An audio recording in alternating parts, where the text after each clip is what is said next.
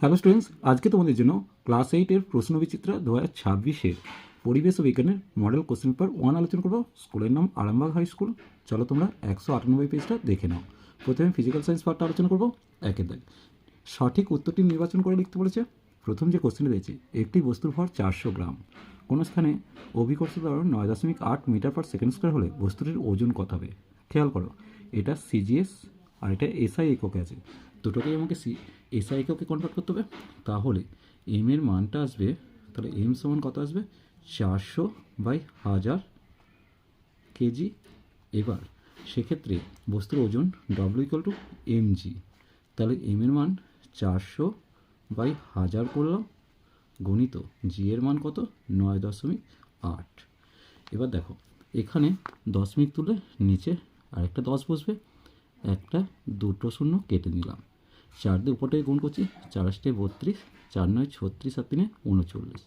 কটার আগে দশমিক বসবে? একটা দুটোর আগে, তাহলে দুটোর আগে দশমিক বসলাম, অর্থাৎ 3.92 নিউটন উত্তর হবে। তাহলে বিয়ের উত্তরটা সঠিক হবে।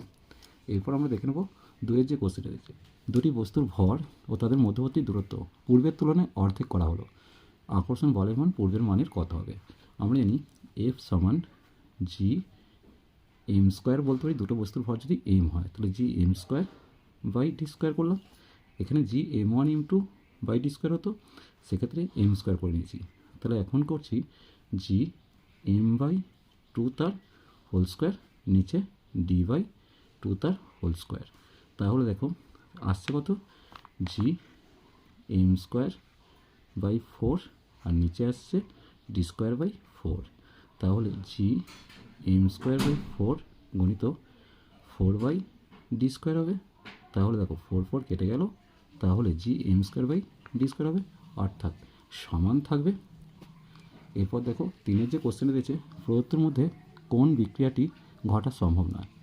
এখানে দেখো কপারটা হচ্ছে তড়িৎ রাসায়নিক শ্রেণীতে জিঙ্কের নিচে আছে, তাই এই বিক্রিয়াটা ঘটা সম্ভব নয়। দেখো 12mg24 পরমাণুতে দুটি প্রোটন 3টি নিউট্রন যোগ করলে কোন ক্ষেত্রে কোনটি উৎপন্ন পরমাণু এক্সের সংকেত হবে? তাহলে আমি এক্সটাকে যদি লিখি, 12-র সাথে 2 যোগ করে 14 করলাম, আর এখানে 24-এর সাথে দুটো নিউট্রন যোগ করলাম, তার সাথে দুটো প্রোটন যোগ করলাম, 3টে নিউট্রন যোগ করলাম, তাহলে এক্স 14 আর 26 আর 3 29 আসছে। তাহলে আমাকে সঠিক উত্তর কোনটা হবে? 14, 29। তাহলে সি এর উত্তরটা সঠিক। এরপর দেখো বায়ুর চাপ জলকে তুলতে পারে 10.3 মিটার। এরপর দেখো কার্বন 614 ও নাইট্রোজেন 714 হলো পরস্পরের।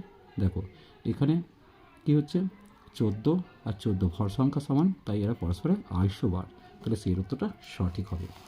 এরপর আমরা দেখে নেব দুয়ের দাগের যে প্রশ্নগুলো দিয়েছে।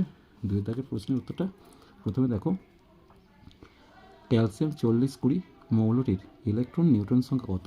প্রথমত প্রোটন কটা? 20টা, তাহলে ইলেকট্রনও 20টা, তাহলে ইলেকট্রন হচ্ছে 20টা। নিউট্রন হবে ভর সংখ্যা থেকে প্রোটন সংখ্যা বাদ দিয়ে নিউট্রন সংখ্যা পেয়ে যাবো, অর্থাৎ নিউট্রন সংখ্যা 20টা। পদার্থের চতুর্থ অবস্থাটির নাম কি? পদার্থের চতুর্থ অবস্থাটির নাম হচ্ছে প্লাজমা। এরপর দেখে নেব ক্যালসিয়াম FeCuZn এই ধাতুগুলিকে ক্রমহ্রাসমান সক্রিয়তা অনুসারে সাজাতে তুলেছে। দেখো সবার উপরে ক্যালসিয়াম আছে, তার থেকে জিঙ্ক আছে,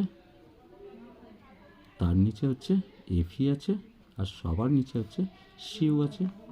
এরপর দেখো পারদের ঘনত্ব 13.6 গ্রাম পার ঘনসেমি হলে kg/m³ পারদের ঘনত্ব কত হবে? উত্তর হবে 13.6 kg/m³।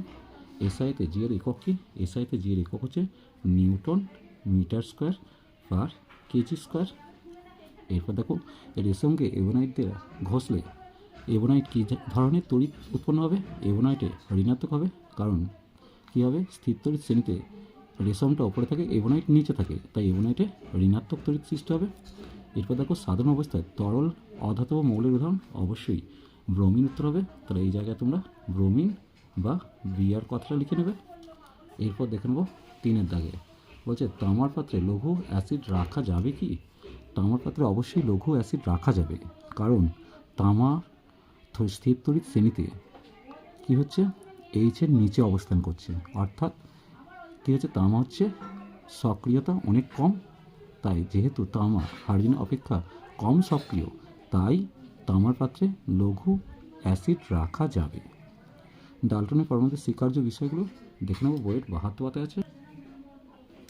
দেখো, মৌলের ক্ষুদ্রতম অবিভাজ্য কণা হলো পরমাণু, যা সৃষ্টিও করা যায় না, ধ্বংসও করা যায় না।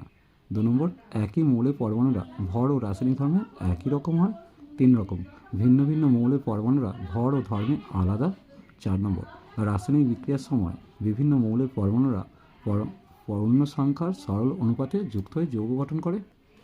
এরপর দেখো, আর্কিমিডিসের নীতিটা লিখতে বলেছে। আর্কিমিডিসের নীতি প্রয়োগের জন্য প্রয়োজনীয় দুটি শর্তের উল্লেখ করতে হবে।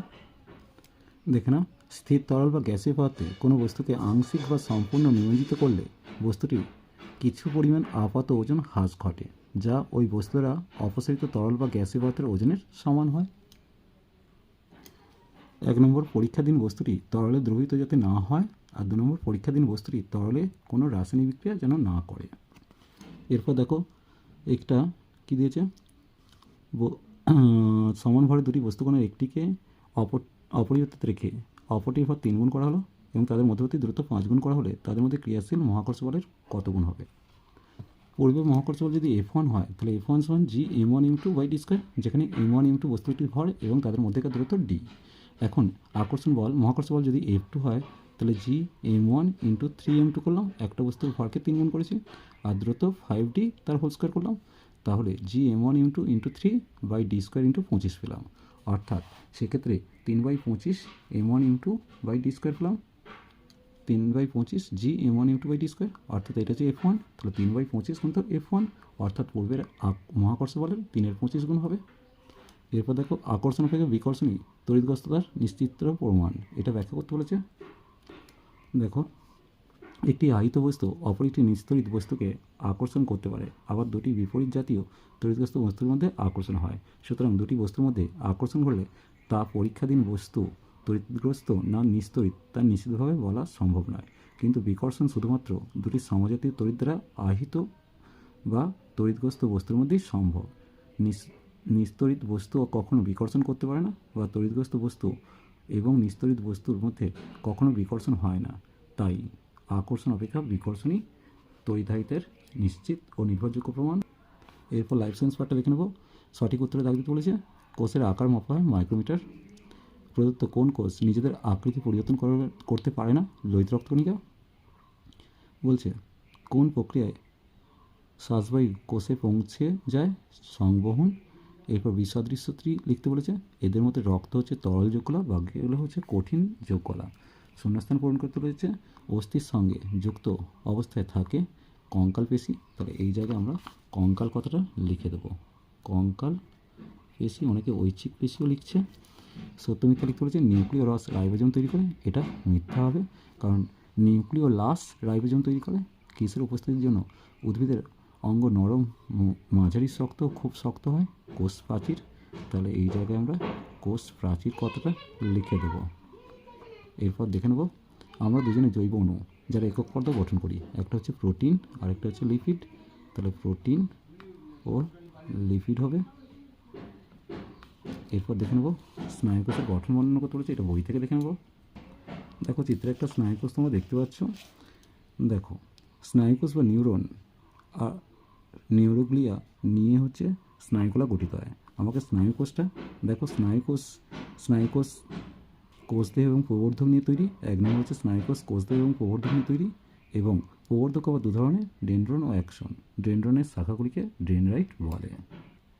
এরপর দেখো, ফুলের বর্ণ নির্ধারণকারী প্লাস্টিডের নাম। উত্তর হবে ক্রোমোপ্লাস্টিড, তাহলে এই জায়গাটা আমি ক্রোমোপ্লাস্টিড লিখে দিলাম।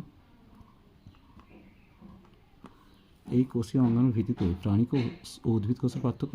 দেখো, ক্লোরোপ্লাস্টিড প্রাণী কোষে থাকে না, এতে থাকে না, আর উদ্ভিদ কোষে থাকে। বিপরীত কাজ করে এমন কোষীয় অঙ্গগুলির নাম ও কাজ লিখতে বলেছে।